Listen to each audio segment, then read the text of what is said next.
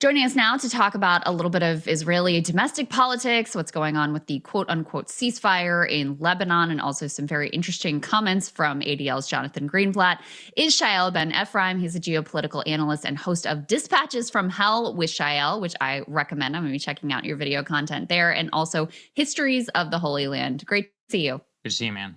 Always a pleasure. Yeah, so let's go ahead and throw this tear sheet up on the screen. We're interested to get your analysis of whether or not this is significant. So two quote-unquote opposition leaders, Naftali Bennett and Yair Lapid, who no one would call really moderate. They also have very extreme views. But in any case, they are teaming up together in an attempt to oppose Netanyahu. We've got this new poll from Times of Israel showing that this Lapid-Bennett union is edging out Likud, that of course is Netanyahu's party, as the largest party. Give us a little bit of background here and how people should be thinking about the significance of this development. Yeah, so the main importance of this regards the internal allocation of seats within the anti-Netanyahu bloc. It's really an ego personality thing. You had Gadi Eisenkot, who's a former general who has a lot of popularity. And then you had Yair Lapid and you have Naftali Bennett, and they were all fighting over who would be running this bloc. So this cements the dominance of Naftali Bennett, who was probably going to be getting the most seats anyway. So it matters in that sense. You mentioned that Bennett and Lapid are both quite extreme, but traditionally Lapid was much more moderate than Bennett. They've always had good personal relations, which is one of the reasons this happened. But on an ideological spectrum, Lapid is from Tel Aviv liberal elites. Naftali Bennett is more pro-settler, so they wouldn't be sitting together a few years ago. But today, the liberal Zionist movement doesn't really have any content to it because you can't be for a Palestinian state anymore. You can't be for dismantling settlements anymore. All things that Lapid has said in the past. So now his views are actually indistinguishable from Bennett's. So he has become extreme, but that's not where he comes from, and that has a lot of significance.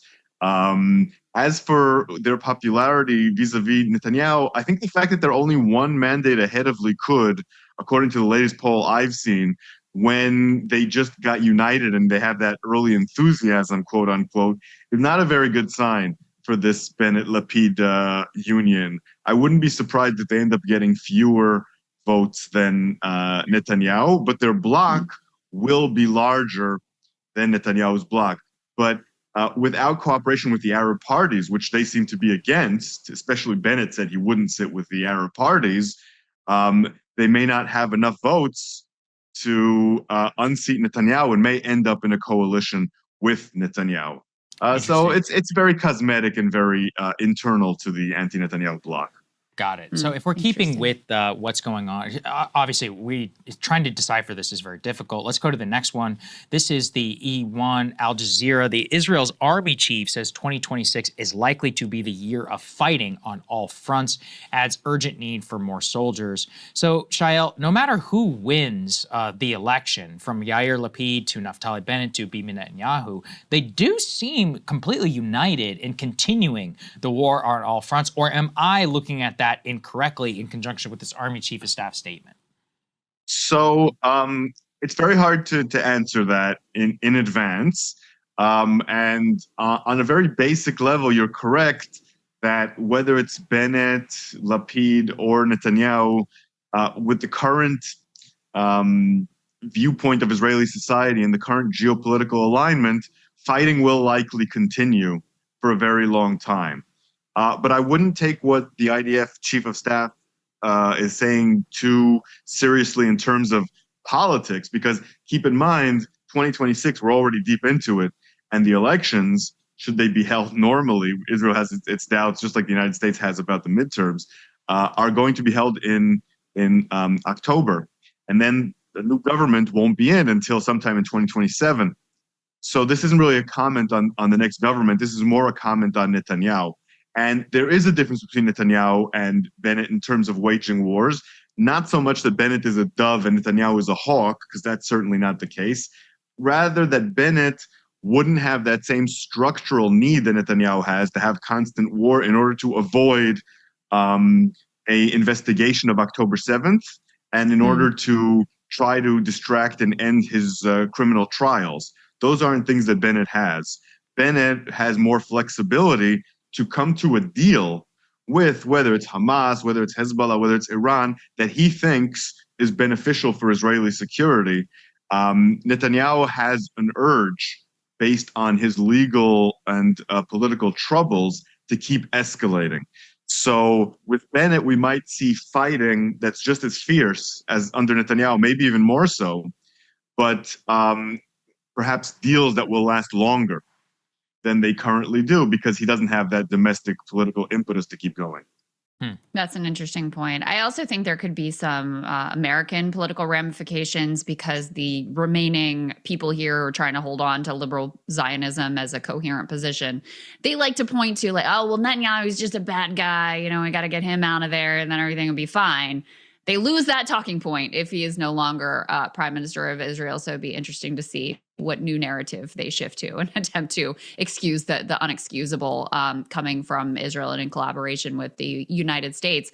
I also wanted to get, Shaul, your view on what is going on in Lebanon, because I think you've been a very keen observer here. You know, you had this supposed ceasefire. I mean, that's completely over at this point. You've had Israel, you know, engaged in massive bombings. Hezbollah is bragging about some of their capabilities. They released this footage of drones successfully targeting IDF soldiers. And in fact, there have been a few IDF soldiers who have been killed in recent days by Hezbollah. And I know you've been talking about some of the technology that is being deployed here, but just give us a sense of the status on the ground and where you think this is headed.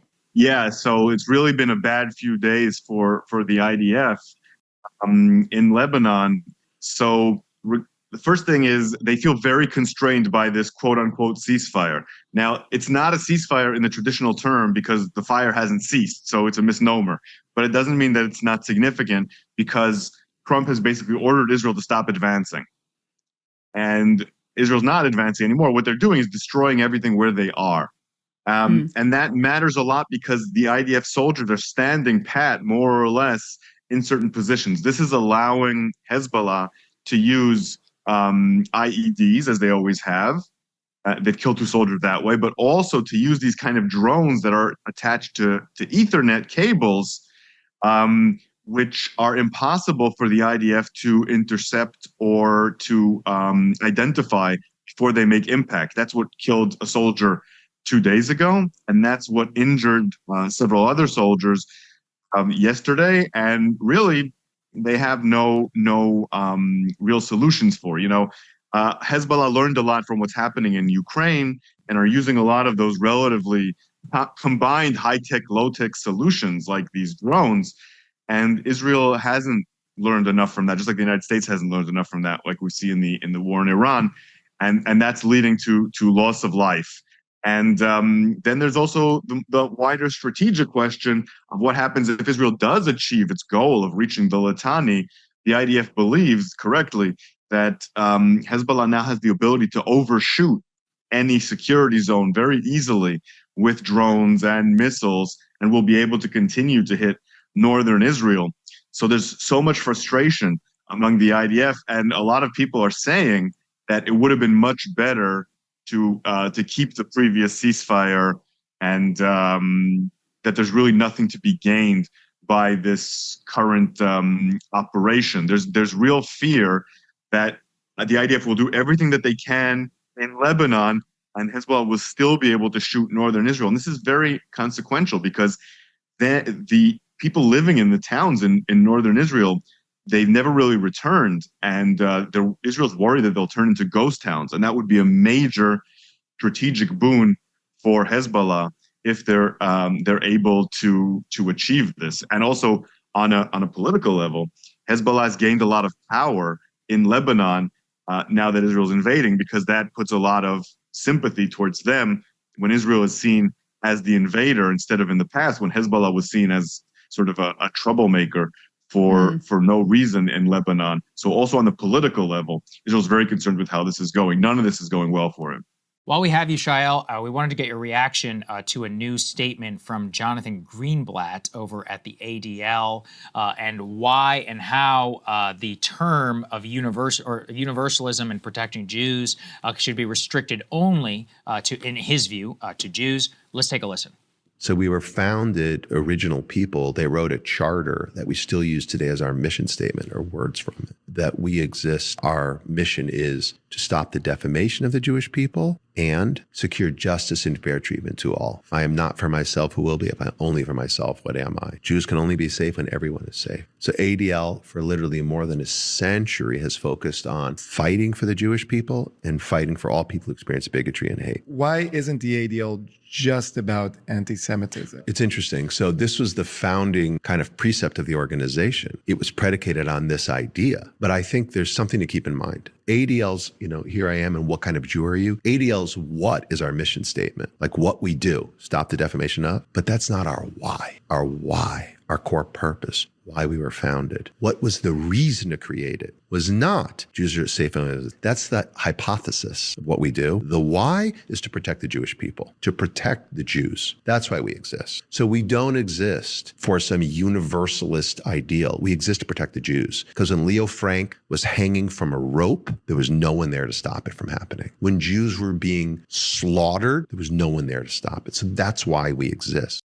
Your reaction there? It's very distressing to hear him move away from the actual mission statement of the ADL, but it's also really not at all surprising. That's the direction the ADL has been going in since Trump was elected,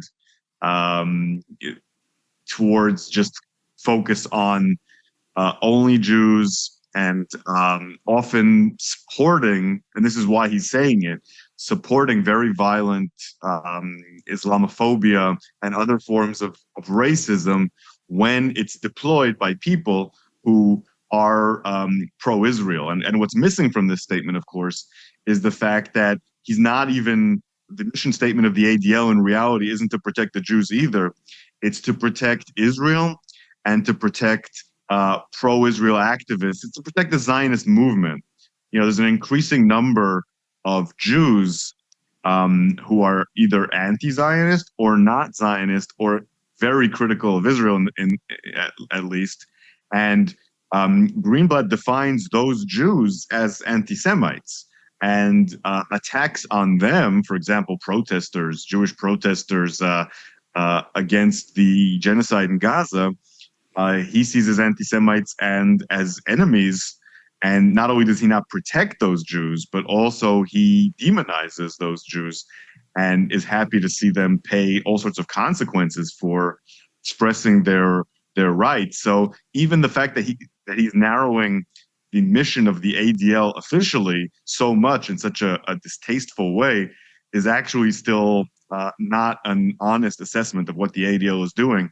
They're protecting people who are pro-Israel, including Christian Zionists, and they're not protecting Jews who don't support genocide and don't support the horrific policies of the state of Israel. So the reality is actually more chilling than the disturbing things that Greenblatt just said.